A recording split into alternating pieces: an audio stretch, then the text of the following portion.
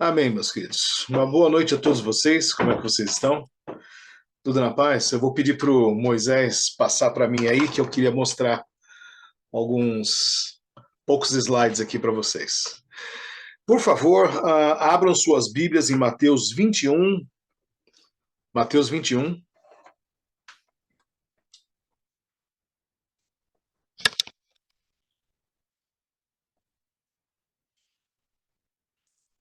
E nós vamos ler do versículo 33 em diante. Acharam? Mateus 21, 33 em diante. Diz assim: ouvi ainda outra parábola.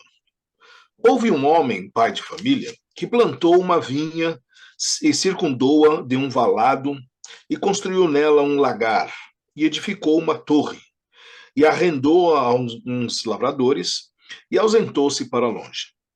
E chegando o tempo dos frutos, enviou os seus servos aos lavradores para receber os seus frutos. E os lavradores, apoderando-se dos servos, feriram um, mataram outro e apedrejaram outro. Depois enviou outros servos, em maior número do que os primeiros, e eles fizeram-lhes o mesmo. E por último, enviou-lhe seu filho, dizendo: terão respeito ao meu filho. Mas os lavradores, vendo o filho, disseram entre si: este é o herdeiro. Vinde, matemo-lo e apoderemo-nos de sua herança. E lançando mão dele, o arrastaram para fora da vinha e o mataram. Quando, pois, vier o senhor da vinha, que fará aqueles lavradores? Diz-lhe eles: lhe dará afrontosa morte aos maus e arrendará a vinha a outros lavradores, que, a seu tempo, lhe deem os frutos. Diz-lhes Jesus: nunca lestes as Escrituras? A pedra que os edificadores rejeitaram, essa foi posta por cabeça do ângulo. Pelo Senhor foi feito isso e é maravilhoso aos nossos olhos. Portanto, eu vos digo que o reino de Deus vos será tirado e será dado a uma nação que dê os seus frutos. E quem cair sobre esta pedra, despedaçar-se-á, e aquele a quem ela cair ficará reduzido a pó. E os príncipes dos sacerdotes e os fariseus, ouvindo essas palavras, entenderam que falava deles. E pretendendo prendê-lo, recearam o povo, porquanto o tinham por profeta. Meus queridos, esse texto é um texto fantástico. E uma coisa que nós gostaríamos de falar com vocês é abordar outros aspectos daquilo que eu já abordei outra vez quando eu li esse texto há 1 ano e 8 meses atrás. E eu gostaria que você acompanhasse comigo, lá no texto 31, uma coisa muito interessante, né? Diz que houve um homem, pai de família, que plantou uma vinha e circundou-se um valado. Não é? Um valado, meus queridos, é uma trincheira, né? Uma vala, um fosso. Né? E aí está dizendo que construiu nela um lagar. Um lagar, para quem se lembra, é aquele tanque, não é? Que as pessoas exprimiam as frutas, inclusive as uvas, não é? Para poder tirar o suco. Não é? E aí edificou o bator e arrendou-as aos lavradores. Os lavradores, meus queridos, interessante nessa história, muito interessante. Porque se nós olharmos aqui na sequência os protagonistas dessa história, nós temos o pai de família, temos os lavradores, temos os servos, o filho, né, a pedra e o senhor. E interessante que esses lavradores, eles não iam aos servos, mas sim os servos iam aos lavradores. Pare para pensar um pouquinho nesse contexto, né? É interessante que você ia esperar, né, que acontecesse de uma outra forma. Mas olha só, chegando o tempo dos frutos, no versículo 34, e enviou seus servos, não é, aos lavradores. Aqueles servos, no grego, dolos, significa aqueles que obedecem ao seu senhor. E esse daqui são aqueles que pertencem a Deus na sociedade, aqueles que estão com Deus, aqueles que estão fazendo o trabalho de Deus. Meus queridos, isso é muito interessante, porque quando nós vemos aqui no verso 35, os lavradores se apoderaram dos servos. Os servos eram enviados diretos de Deus para levar às pessoas as mensagens. Mas ao invés de eles seguirem e obedecerem aquilo que o seu senhor tinha falado, eles falaram assim, bom, nós vamos acabar com os servos. E, meus queridos, interessante que uns eles feriram, outros mataram, outros apedrejaram, enfim, de qualquer forma, esse trecho diz que esses lavradores se comportaram pessimamente, de uma forma terrível. Meus queridos, eu gostaria de ler para você aqui um trecho de Parábolas de Jesus, para você que está na página 154, no terceiro parágrafo. Diz assim: os lavradores, a quem Deus colocara como guardas de sua vinha, foram infiéis à missão a eles confiada. Meus queridos, aqui a Bíblia está falando que os lavradores eram aqueles a quem Deus tinha confiado as pessoas, tinha confiado os nécios, tinham confiado aqueles que não conheciam, e aqueles do povo dele, de Deus, que conhecia, mas tinham abandonado. E esses aqui, ela diz assim, os sacerdotes e mestres não eram fiéis instrutores ao povo. Meus queridos, isso não é muito incomum hoje, não é? São mestres que não são fiéis à instrução do povo. Muitas pessoas hoje em dia deixaram de ser fiéis à sua missão, não é? À sua pregação, não é? À visitação, à oração, ao interesse pela alma. E ela continua dizendo assim, não lhes expunham a bondade e misericórdia de Deus e seu direito a seu amor e seu serviço. Lembra-se, nós somos a face de Jesus aqui na terra. E ela diz assim, esses lavradores procuravam a própria glória.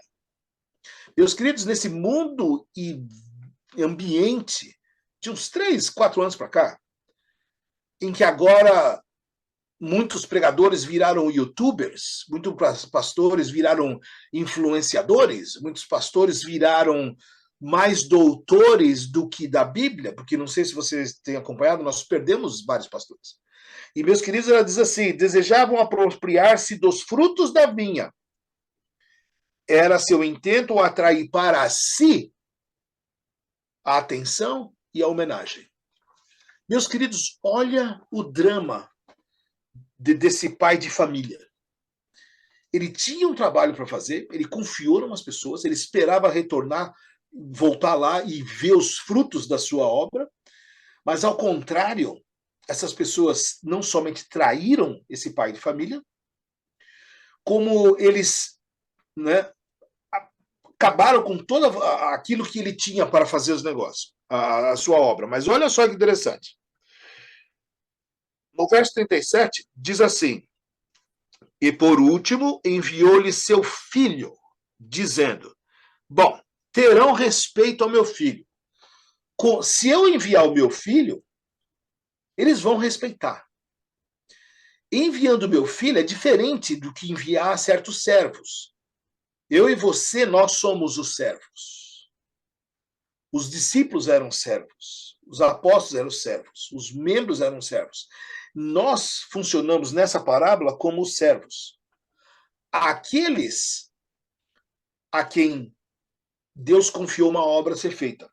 Meus queridos, Deus, no versículo 37, enviou para o mundo aquilo que ele tinha de melhor, que era o seu filho. Mas, meus queridos, os líderes deram o que eles tinham de pior, que era a sua completa rejeição. E, meus queridos, não parou por aí. O que aconteceu foi que os lavradores, quando veio o filho, né, ele falou assim: bom, nós vamos fazer o seguinte, nós vamos pegar o filho desse pai de família e nós vamos tirar a vida dele. Meus queridos, foi o que fizeram com Jesus. E você sabe por que os sacerdotes, os membros do Sinédrio estavam rangendo os dentes? Porque Jesus falava deles. Meus queridos, quem que é esse pai de família do versículo 1? É Deus o Pai. Meus queridos, Deus o Pai, ele é o chefe de família. E nós, como servos desse Pai, nós somos membros da família de Deus. E Deus confiou a nós a missão de espalhar a mensagem de Deus a outras pessoas. Mas, naquela época, a igreja estava em pandarecos, porque Jesus veio e eles não só não respeitaram, mas como diz o verso aqui no versículo 32, o herdeiro fala assim: vamos matar e apoderar da sua herança. Meus queridos, isso aqui representa aqueles que trabalham para Satanás. Porque quando Jesus veio, o trabalho de Satanás foi tentar tomar através da força, através de aquilo que se chama em português apropriação indébita. Inclusive eu dei uma checada aqui, é o artigo 168 do Código Penal Brasileiro. É se apropriar daquilo que não lhe é devido, daquilo que não pertence a você, daquilo que não é seu. E os próprios membros da igreja, os próprios sacerdotes, os próprios fariseus, saduceus, todos os membros resolveram pegar aquilo que pertencia a Jesus. Como? Tirando-lhe a vida. E eles tentavam de tudo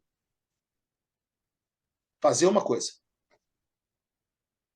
Seguindo a voz do seu Deus, Satanás. Satanás era o agente para tentar tirar a herança da terra. Porque Satanás pensava que se ele conseguisse matar Jesus, Deus não poderia matá-lo porque ele ficaria com a terra. Porque as pessoas que estavam na obediência, na escolha entre Deus e Satanás, escolhiam Satanás. Meus queridos, a história fica um pouquinho mais interessante. Aliás, se você quiser acompanhar essa história bem, para você ver o que está acontecendo, é só você ir lá em Marcos 12, que ele conta de uma forma diferente, lá em Lucas 20, mas forma diferente ainda. Eu só queria ressaltar uma coisa interessante, que o Marcos 12, ele diz que ele edificou uma torre em volta da vinha. Sabe o que aconteceu, meus queridos? Essa torre, se você vê no grego, era uma estrutura bem alta e ela tinha um fundo bem sólido. Você pode perguntar para o nosso querido Nicanor o que isso significa. Quando se tem uma base bem sólida embaixo e mais um muro bem alto em cima, esse muro é firme. Se você quiser fazer um muro fraco, você bota o tijolo em cima da terra e ele vai cair, ele não tem sustentação. Mas aqui está dizendo que essa era a base. Meus queridos, o que significava isso? Significava que as coisas de fora não iriam afetar o trabalho da vinha. Porque o trabalho da vinha, o problema que deu com a vinha, com os seus servos e com o filho do dono da vinha, veio de dentro. Não veio de fora. Meus queridos, voltando aqui para o trecho, diz assim, no versículo 42. Disse-lhe Jesus: nunca lestes nas Escrituras a pedra que os edificadores rejeitaram. Essa foi posta por cabeça do ângulo. Gente do céu, cabeça do ângulo. Eu fui dar uma olhadinha no que significava esse negócio, é uma coisa muito interessante. O Nicanor, que é engenheiro, pode explicar isso aí bem mais forte. Mas você sabe que tem uma coisa interessante, espiritual, nesse aspecto da pedra angular? Olha aqui para a tela. Eu vou usar aqui os Estados Unidos como exemplo. Aqui nos Estados Unidos, quando o país foi fundado, e logo em seguida, com esse presidente que está aqui em pé, o George Washington, que é o nome da cidade daqui que nós temos, você pode visitar, e a Fátima já deve ter visitado, né, o Nicanor, eu não sei, as pessoas que passearam aqui sabem que a Sônia, né, sabem que quando você chega lá em Washington, você visita vários prédios, tem bastante monumentos, mas uma das coisas interessantes é ver a pedra angular, que iniciou o país como uma nação livre, a pedra angular da casa do Congresso Nacional. Meus queridos, se você vê aqui George Washington, nessa pintura, ele está com a mão em um martelo. Esse martelo é o mesmo chamado gavel, aquele martelo da justiça, martelo do juiz, da ordem, da disciplina. Estados Unidos foi feito na lei e na liberdade, são os dois pilares. Os Estados Unidos não foi feito numa nação cristã. Isso é mentira. Os Estados Unidos é uma nação maçônica. Se você vê aqui nessa foto, todos os homens estão com um avental maçônico. Inclusive o primeiro presidente dos Estados Unidos, o George Washington. E uma coisa interessante, meus queridos, que eu queria mostrar para vocês aqui, que talvez depois eu queria discutir em um outro sermão, num outro detalhe. O martelo dele, o gavel, ele está na quina da pedra. Porque a bênção maçônica com oblações de milho e vinho era feita não de qualquer jeito, mas tudo tinha significado. E essa pedra, até hoje lá em Washington, tem o símbolo maçônico. E a pedra angular de esquina, esse era o ponto principal dessa pedra. Tem vários, essa aqui é uma outra visão, que é um quadro que está lá no Congresso Nacional, você pode visitar lá no museu, que é George Washington colocando o seu martelo na pedra fundamental. Mas essa daqui é muito interessante, meus queridos, que eu gostaria que vocês prestassem atenção. Todos os monumentos principais dos Estados Unidos foram abençoados e ungidos e proclamados com maçonaria. E aqui está a pedra fundamental da Catedral Nacional dos Estados Unidos, que eu já visitei, já fui lá assistir coisas de Natal lá nessa coisa, e dá uma olhada nos oficiais presentes. Todos eles maçônicos. Meus queridos, Jesus é a nossa pedra angular. Que ele é a cabeça de esquina, lá no ponto. É ele o começo de toda a base, da estrutura. E ele estava tentando passar para os dirigentes daquela época que eles não estavam cumprindo aquele papel, mas que Deus estava prestando atenção nisso. E eles vieram e mataram o seu filho, crucificaram a Jesus. Mas está dizendo assim, essa pedra, no versículo 42, que os edificadores rejeitaram, essa foi posta por cabeça do ângulo. O ângulo tem uma cabeça. Não está de qualquer forma, não está de qualquer canto. Na pedra tem uma parte principal, e na parte principal tem um local, e esse local é a cabeça, e a cabeça é Jesus. E é por isso, meus queridos, que nós somos seguidores daquilo que Jesus prega, daquilo que Jesus fala, em obediência, como servos, ao nosso Deus, o Pai de família. Mas olha só que lindo, gente. Nós não somos alguém aqui na Terra, num país, talvez agora passando dificuldades, com problemas e tudo mais. Meus queridos, nós somos membros diretos da família. Você viu o título que o Pai, Jesus, colocou no Pai? O Pai, meus queridos, é pai de família. Ele tem família. Ele tem um filho E ele tem os servos, que são partes da família. Eu e você, hoje à noite, quando nós oramos ao nosso pai de família. Ele não é qualquer pessoa estranha, distante e longe. Nós somos membros, meus queridos. Olha só. E ele diz assim, né? Eu gostaria de fazer uma coisa importante aqui para vocês. Eu gostaria que você escrevesse um verso aí, anota esse verso junto com Mateus 21, aí nesse de 33 até o 46, em algum lugar. Anote um verso. Efésios 19 e 20.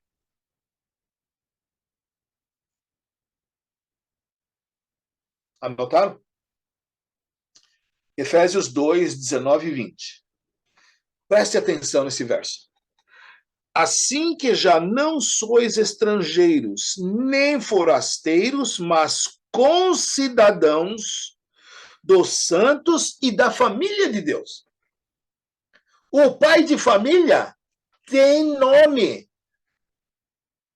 Tem uma população, é todos vocês e eu. Nós somos dessa família.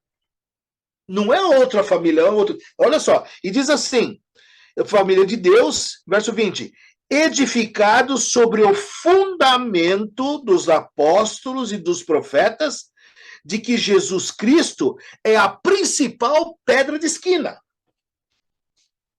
O nosso fundamento é Jesus, o nosso fundamento é a pedra de esquina. Papa não é pedra, Pedro não é a pedra, Jesus é a pedra. E ele, meus queridos, é o centro da nossa vida. É o centro da nossa esperança. Ele foi aquele que veio e ele é aquele que vai voltar. Meus queridos, nesse mundo nós vamos ter aflições, mas tende bom ânimo, Jesus venceu o mundo. Daqui para frente, meus queridos, nós vamos ter coisas difíceis, vamos passar por momentos difíceis. Mas nós não podemos esquecer que nós somos irmãos de Jesus, somos membros da família. E o pai de família, o nosso pai de família, é o Pai de Jesus, o nosso Deus do céu. Meus queridos, Jesus amarrou a todos nós por laços de amor eterno. E eu e você pertencemos à família. E Jesus já está vindo nos buscar para nos levar de volta ao lar. Que Jesus te abençoe na leitura da Bíblia e na meditação. Um forte abraço para vocês.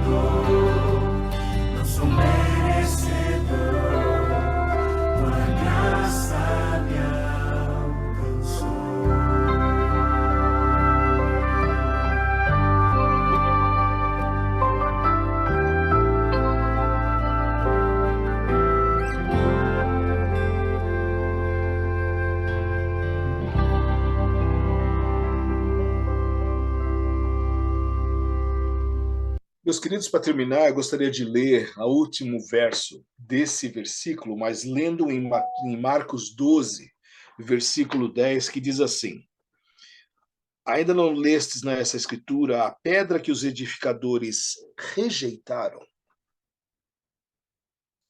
Esta foi posta por cabeça de esquina. E isso foi feito pelo Senhor.